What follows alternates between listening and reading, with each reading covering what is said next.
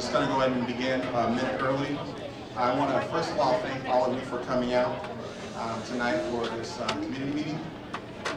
The students that you saw on the stage just a few minutes ago performing, that's the reason why all of you are here. And that's why I'm here, that's why everyone has come out tonight. So I know tonight's conversation is going to be emotional and a difficult one.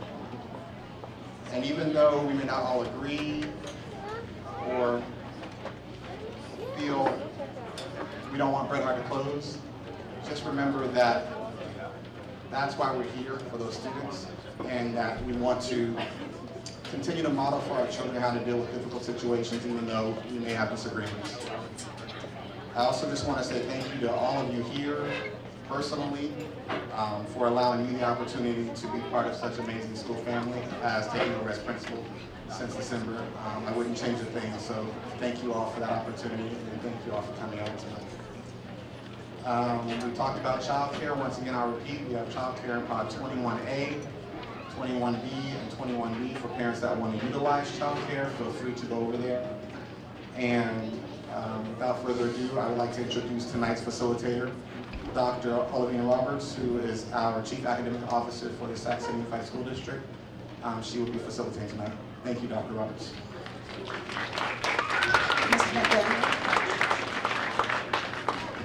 Good evening, everyone. The students did a wonderful, fantastic job. Let's applaud them once again.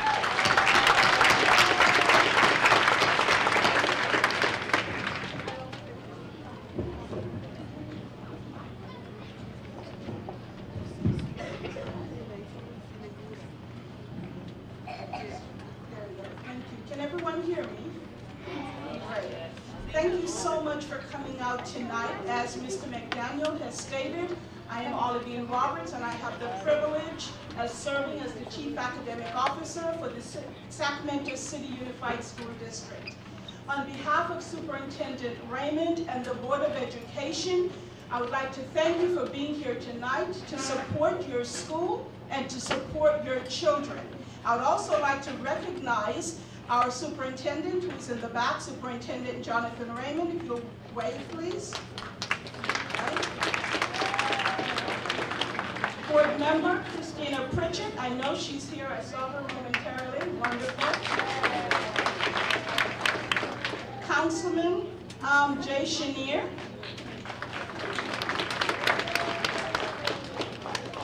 Do I see, I do not have my glasses on, so do I see any other board members? Patrick Kennedy. Thank you. Board member Patrick Kennedy.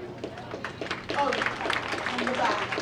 Thank you so much for coming out tonight and supporting our schools. Because Superintendent Raymond has another meeting tonight, there's a meeting that is going on at CB Wire on the same topic tonight. He would like to provide equal time for both sets of parents, for both families. So he will be departing from this meeting at approximately 7:30 to share his time and listen to the feedback and comments from the parents at CB Wire. So he will be here 50% of the time, and the remaining 50% he will be at CB Wire.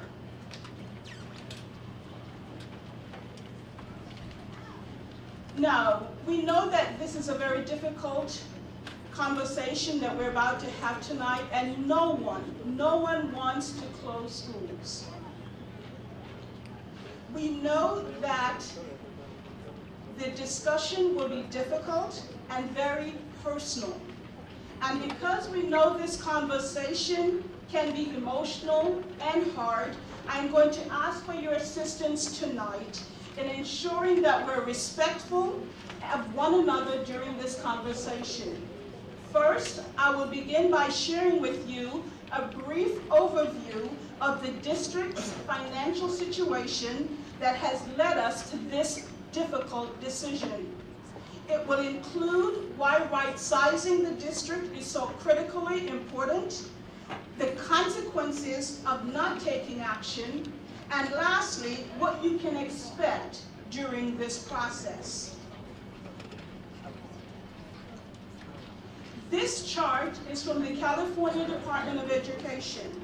It shows that our district has 5,479 students between the school years 2001-02 and 2011-12. That is about 160 classrooms of students. We have lost at least 800 students this year, and we're projected to lose the same number next school year. Reasons for the decline include the aging of our neighborhoods, the attraction or the lure of new homes in nearby suburbs, the recession, as well as the foreclosure crisis. It should be noted that this is not just our district that's losing school-age kids. California, in general, has a declining child population due to lower birth rates, as well as fewer newcomers moving to our state. This chart shows Bret Harte Elementary's enrollment going back to 1996-1997. Bret Harte hit a high, hopefully my laser will work, of 571 during the school year 1997-1998. This year, the school's enrollment is 402. That is a loss of 169 students, or an enrollment loss of approximately 30%.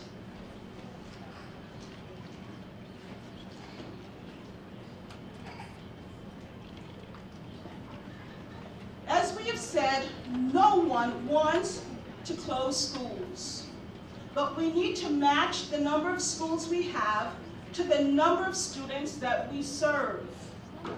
We have too many elementary schools that are below capacity. This puts a strain on the district resources, on staff, and it costs us a lot of money. Here you can see that San Juan Unified School District, with the same number of students, has 13 fewer elementary schools. They have 43, they have 43 and we have 56. Elk Grove Unified School District has 14,000 more students than Sac City Unified, and it has only 39 elementary schools. Declining enrollment makes our district's budget problems worse because our funds from the state are based on our enrollment. Because of the declining enrollment, state cuts caused by the recession, and a loss of federal funds, our district has had to face 10 years of budget deficits. That's a decade of cuts to programs, people, and services. In the last 5 years, we have been forced to cut $146 million. Last year alone, we had a $28 million deficit, and we were forced to cut teachers, custodians, assistant principals, librarians, nurses, social workers, custodian staff, maintenance staff, bus drivers, and adult education. We have nowhere else to cut. We're running out of places to cut. This chart dramatically illustrates the severity of the cuts over the last 11 years. Since the school year 2002-03, we have reduced our spending by $260 million because of cuts to our funding. Despite years of cutting, we're expecting another significant deficit for the 2013-14 school year.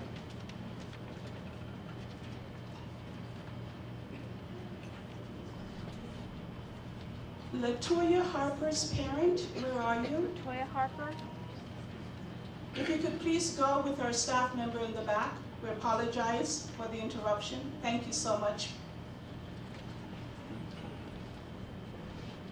So despite years of cutting, we're expecting another significant deficit for the 2013 school year. Again, because of declining enrollment and rising costs. If we close the 11 chronically underutilized schools, we will save approximately $2.5 million per year. If we do not close these schools, our budget will still have to be balanced. So let's look again at what we have already cut. Further cuts to people and services will damage our ability to provide a high-quality education to every student on every campus. We have heard people say, well, what about Prop 30? Wasn't that supposed to save our schools? And someone just said, those are good questions. So the passage of Prop 30 saved our district from having to cut an additional $15 million this school year. If Proposition 30 had failed, we would have had to end this school year 2 weeks early, which meant our students would have received 2 weeks of less education, less instruction. So we're excited, we're ecstatic that Prop 30 passed.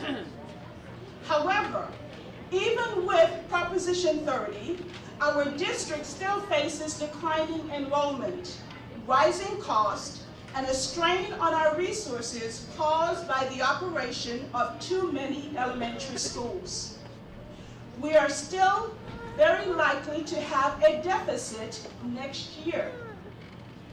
So, as for measures Q&R, those bond funds, why can't they not be used to balance the budget? Because they were designed to be used to upgrade our current facilities and cannot be used otherwise. So the funds will be used to upgrade the new school that your child may attend, as well as the pending, middle and high schools. Excuse me. So, how did your school get on the closure list? This is about the district's financial realities. No one wants school districts to make decisions based on finances. But we have to.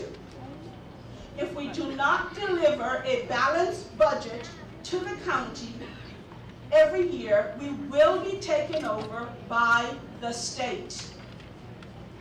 So since we are forced to make this decision based on our financial reality, that we have dwindling funds due to the declining enrollment and rising costs, we are forced to use financial criteria in determining which schools should be closed. Please note, this is not a judgment on your school, on your principal, or your community. We know you love your school, we know you love your principal, and we know you love your community. And you should. However, we simply have more schools than we can afford. The district looked at the capacity and used a formula that I will explain momentarily. Some schools were removed from the list for one of two reasons. One, schools whose enrollment will grow from the closure of another school, those schools were removed, as well as the priority schools.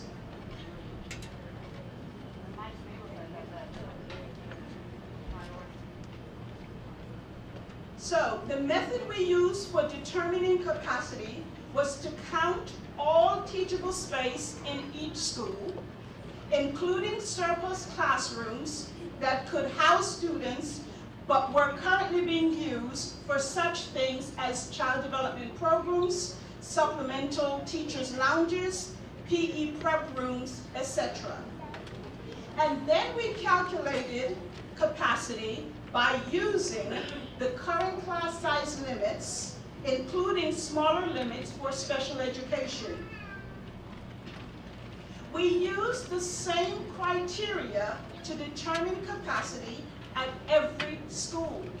I will repeat that. The same formula was used to determine capacity in all of our elementary schools district-wide. The only fair way to do this was to use the same yardstick for every single elementary school.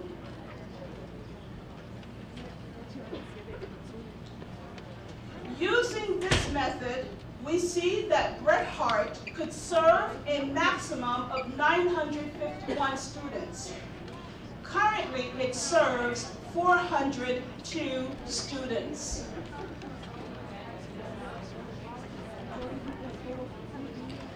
We have identified 3 new home schools for Bret Harte students based on address of residence: Ethel Phillips, Father Keith McKinney, and Oak Ridge Elementary Schools. However, please note that Bret Harte families will be given priority in the district's open enrollment process. Open enrollment is an opportunity for the Bret Harte families to have choice and apply for spots in schools beyond the current neighborhoods, and apply for available seats in specialty programs. Students from schools that are recommended for closure will be given priority during the open enrollment process, which begins on February 19th and will end on March 8th. Now, what do we mean by priority? At the end of the open enrollment process, again, that window ends on March 8th, your children, the Bret Harte children, will be placed in a special lottery available only for you and other students from schools slated for closure.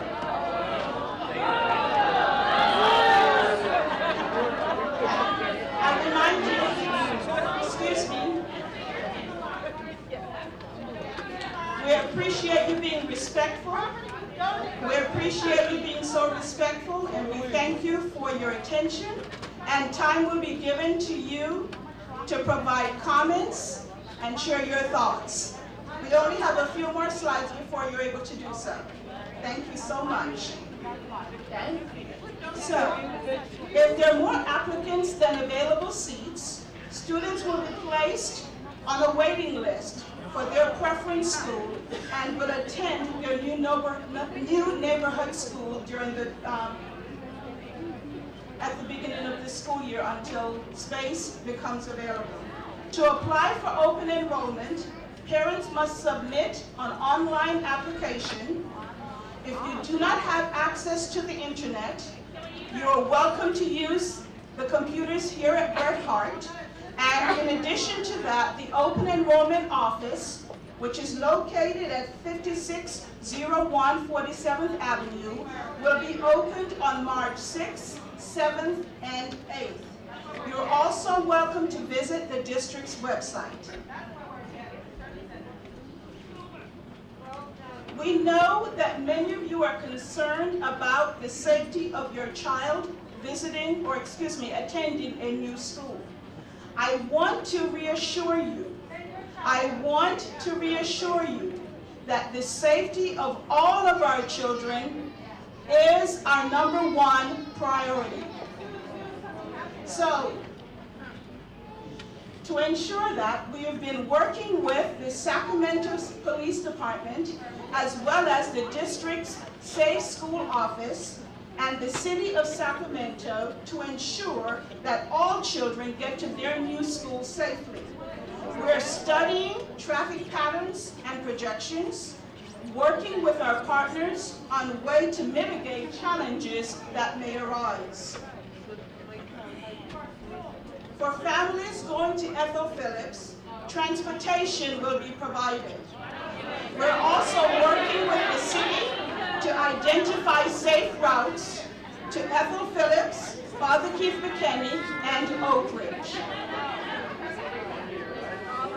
Some of the benefits of attending a larger school include fewer split classes. Please note that the class size will not increase at the new school. The population of the school will increase, but the class size will not increase. Additional benefits are more resources for additional staff and programs for students. With more staff on site, the teachers will have more peers with whom to collaborate and learn, and this is one key strategy for also improving student learning. With fewer campuses to paint, clean, repair, and patrol, the district will be able to provide healthier, safer schools for students. Larger parent communities will provide more opportunities for parent and community engagement. Next steps. We will be holding community meetings just like this one and the one that is going on at CB Wire from now through February 19th. The Board of Education is scheduled to take action on February 21st. Following the board's action, if the board does approve for the 11 schools to be closed, a committee will be appointed to make detailed and thorough recommendations regarding the reuse and the repurposing of the closed facilities. Community input will be very important in this process as well. If the board approves the closure of the recommended schools, we will form both district-wide and school-level transition teams.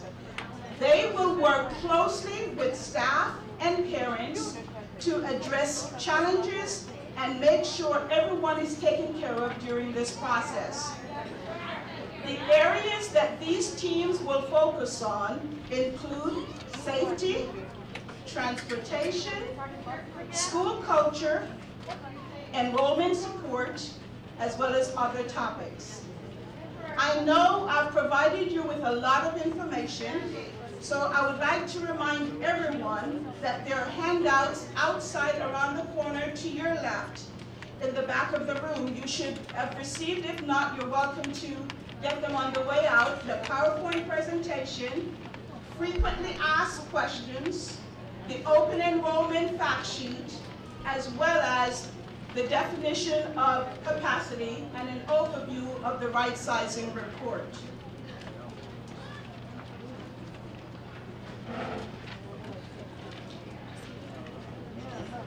I know that many of you have come tonight to make comments about this decision, and we want to make sure that as many people as possible have the opportunity to be heard.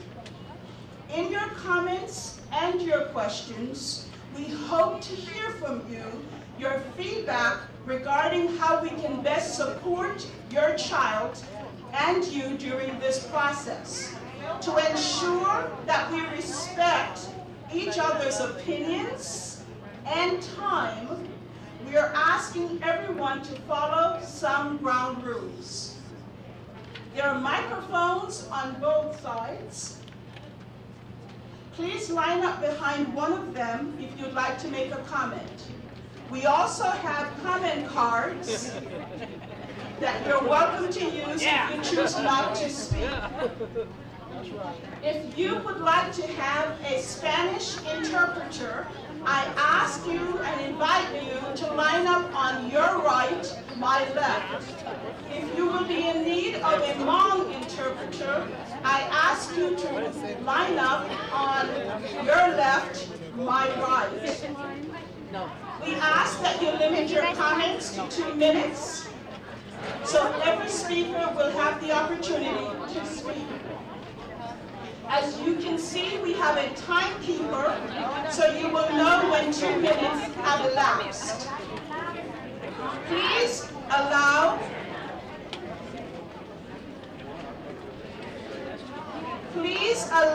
everyone an opportunity to speak at least once before making additional comments. I understand that you have a lot to say. I understand that you have a lot to say, so we are going to provide you with written responses by next Monday. You will have responses to your questions. You will notice that we have staff on both sides of the podium. They are here to take notes of tonight's meeting. You will also notice that the session is being videotaped, so we will have an accurate record of every question that is asked, and we will provide a response to every question by next Monday. Lastly, since this is such an emotional topic, I again urge you to adhere to the 2 minutes, and I also ask that you keep your applause to the end. You're welcome to do this silent wave, okay, applause. That way we will be able to maximize our time.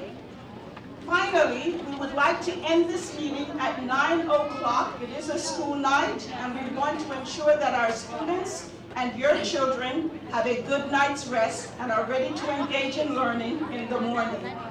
We will now begin public comments. Excuse me, everyone. I ask you to give the people who are speaking your undivided attention. Thank you so much. Okay, thank you.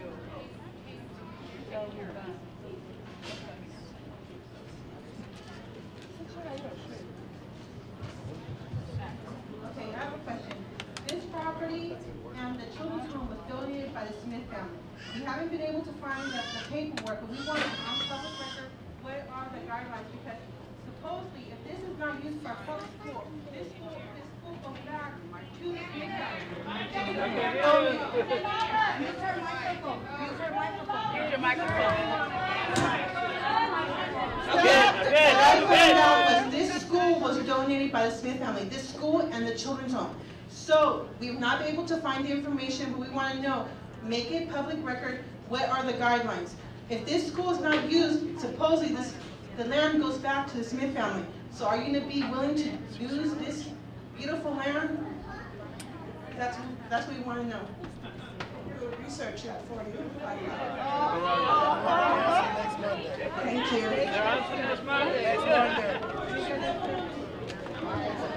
And then another thing I'd like to know is that supposedly the rail yards are building right now. They're cleaning up while we here by Sac City. So in a couple years, our capacity is going to be growing. They're going to be building apartments and housing there. This will be the homeschool to those children. So if you get, right now have 491 days that we have added. 34 children from the preschool, plus the other children that we had beforehand was the 491 plus the 34 makes it 525.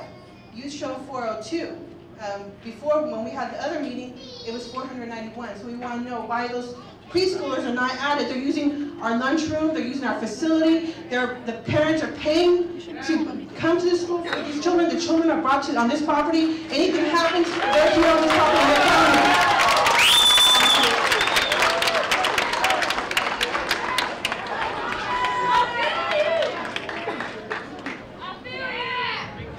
You know, this is a bunch of crap what they're telling us. That's right. It is. Oak Ridge Elementary has 13 sex offenders within a 2-block radius. Guadalupe County has another 12 within a 2-block radius as well. Now, I want to read something that our superintendent put down in a grant proposal. I mean, I'll hand it to him later on. and it's about Oak Ridge Elementary. It says, needs an analysis of Sacramento City School District. Oak Ridge Elementary is located in Sacramento, California, on Martin Luther King Boulevard, in Oak Park area south of downtown. The school is located in a neighborhood traditionally associated with high poverty, high crime, and immigration issues. Walking along the streets of the neighborhood, you'll see a wide variety of nationalities reflected in the faces of the parents, grandparents, and children living there. Many homes are fortified with bars and windows and doors. The iron fences and gates surrounding the apartment complexes. Cul-de-sacs are littered with broken TVs, appliances, old beds, and garbage. The sounds of sirens and police helicopters often drown out the laughter of the children on the school grounds. Children in this neighborhood are constantly exposed to crime, violence, and unsafe conditions. These challenges affect student learning and academic achievement. This was put down by the superintendent or one of his grant coordinators. And I have a website. It's called, it's on Facebook. It's Save Sacramento, or Save Our Sacramento Schools. And I just put it up. I have to have more information if you want. You go down there and I'll give you websites where you can go and find this information out. It's a bunch of crap.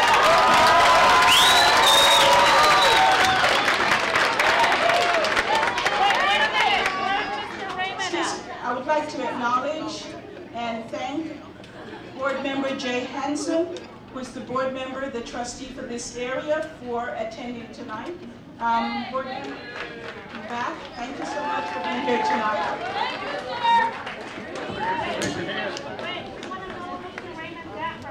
As we all know, we were given the numbers 951 students at Bret Harte, but we have 30 classrooms at this school, and 900 students divided by 30 classrooms is 30 students per classroom. That's pretty reasonable. But our cafeteria has a 906 student capacity, which is about 900 students. Oh, 106, my mistake. 900 students divided by our 100 student in the cafeteria capacity is 9 rounds of lunch. Each round of lunch takes about 30 minutes. 30 minutes times 9 rounds of lunch is 270 minutes of feeding children lunch. That is 920 to 150 feeding people lunch. It's not lunch, it's snack and lunch.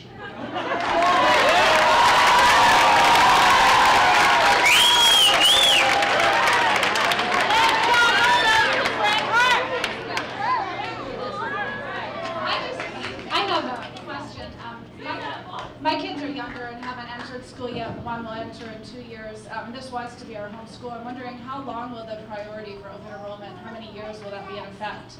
Because we were looking forward to this being our home school, so if in several years, where will they stand in that priority line to determine the school they want to be in? Thank you.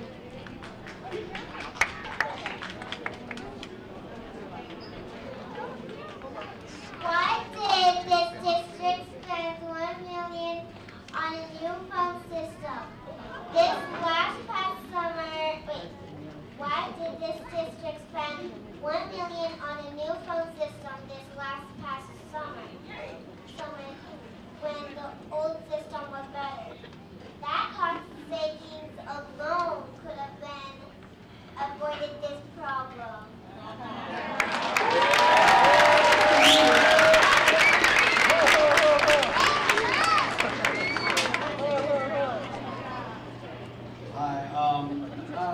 You guys can go on publicschoolreview.com. I looked it up on Google. It has updated information about schools. As of right now, I would like to know, and as other people sitting down besides me would like to know what you define priority schools as, the superintendent, because you said those are the schools that won't be closed, as opposed to this school and other schools. Father Kids McKinley has 312 students as of right now in your school enrolled. And this school, you say you want to get around 900 students. Why can't we just bring those students here? And that would be 700 total students. That math is so simple with kids 6th grade can do that, her legs. It's really simple. And although I went to Father Keith McKinney from 1st to 3rd grade, and then I transferred to public school, honestly, the difference between like the attention they give to the students is not the same.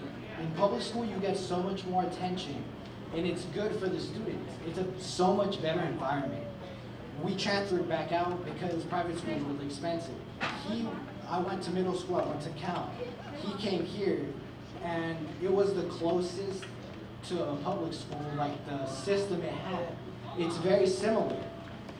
They actually care about the students at the school. It's in a nice neighborhood. It's good for the students. I wouldn't recommend anyone going to Father Keith McKinney because I personally went there and I did not like the environment. It was horrible.